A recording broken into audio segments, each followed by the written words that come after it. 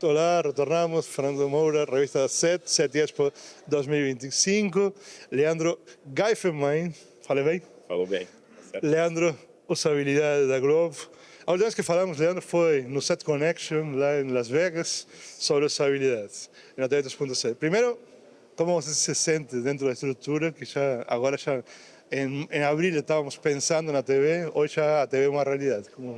Acho que primeiro uma felicidade enorme, né? A gente vê o projeto andando, está chegando cada vez mais perto, né, dele ser realidade, mais do que realidade, né? Eu acho que a gente vem, talvez a maior expectativa que a gente tem é quando ele vai chegar de fato nas pessoas e nos consumidores, né? Porque é aí que a gente coloca à prova tudo que a gente vem pensando, estruturando e projetando ao longo desse tempo todo. A expectativa é altíssima.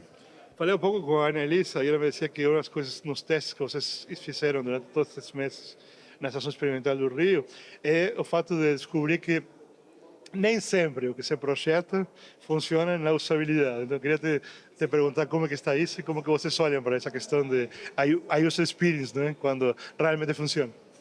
Eu acho que tem alguns princípios que eu acho que estão funcionando muito bem, né? E acho que a gente tem sempre tá muito atento a eles, que é a simplicidade, né? Facilidade de uso, facilidade de acesso. Acho que isso a gente tem comprovado sempre que dá muito certo. TV tem que ser simples, tem que ser fácil de usar.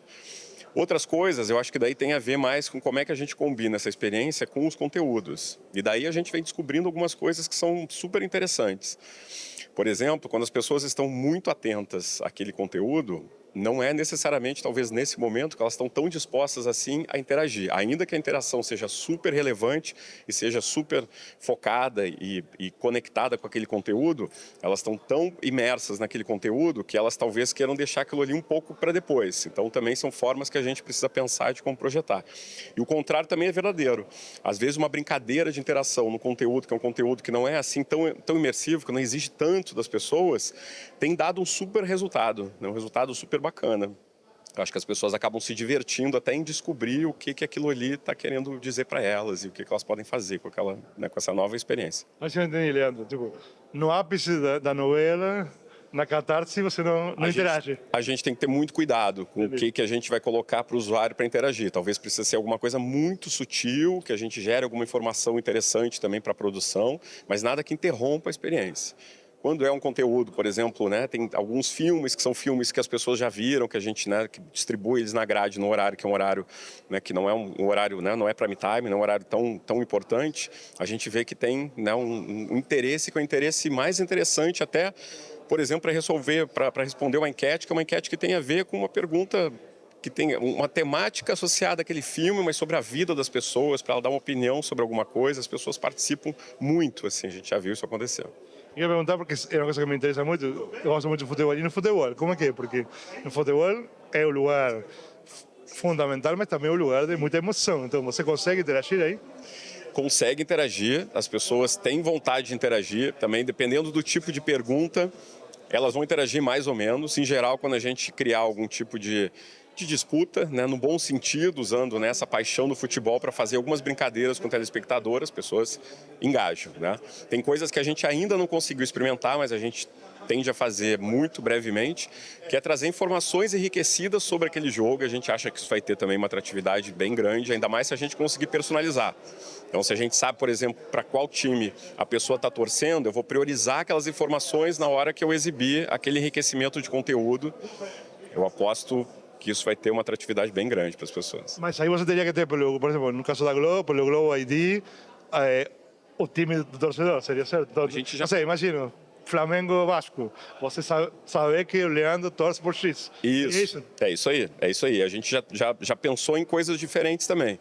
A gente pode, eventualmente, perguntar para qual time a pessoa torce, de fato, e a gente consegue personalizar essa experiência, mas a gente também pensou que se aquele jogo, eventualmente, não é um jogo importante, ou no meu caso, eu sou um gaúcho que mora no Rio de Janeiro, poucas vezes eu tenho chance de assistir o Inter jogar, mas eu me interesso por futebol, eu gosto de futebol. Naquele jogo específico, será que a gente pode perguntar antes para as pessoas por quem elas querem torcer, ou até para quem elas querem secar? E a gente cria uma experiência que é uma experiência bacana, né, associada ao conteúdo. E a última que eu faço aí, pensando em tudo isso, estamos pensando em uma TV de aplicativo e em uma TV que vai muito mais além da transmissão, certo? Certo, né? São outros conceitos que a gente vem discutindo.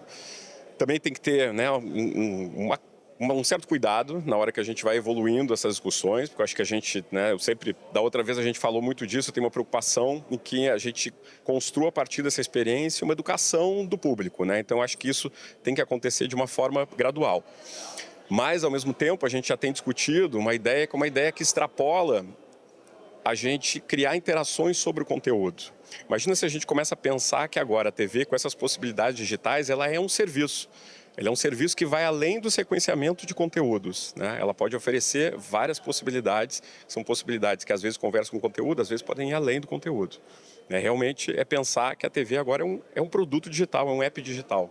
Mas aí você está pensando, então, uma adicional que tem a ver com o conceito total. Ou seja, não sei, suponho, você tem o doctor, o menino que é doutor, alguma coisa de medicina.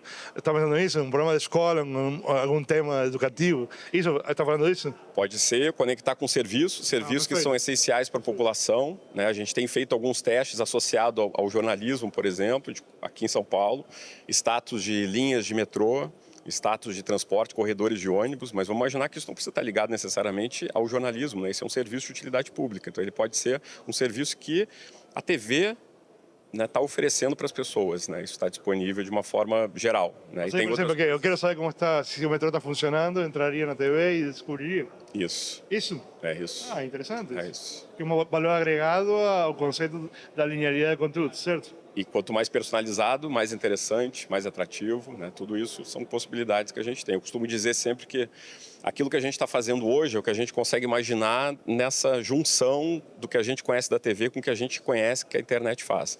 Mas no momento depois que a gente juntar isso, a minha expectativa como designer, né, para a gente criar, são aquelas coisas que a gente hoje sequer consegue imaginar.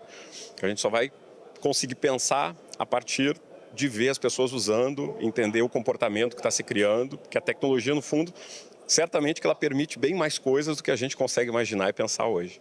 Leandro, muito obrigado. Viu? Eu que agradeço. Leandro, sempre a mesma aula.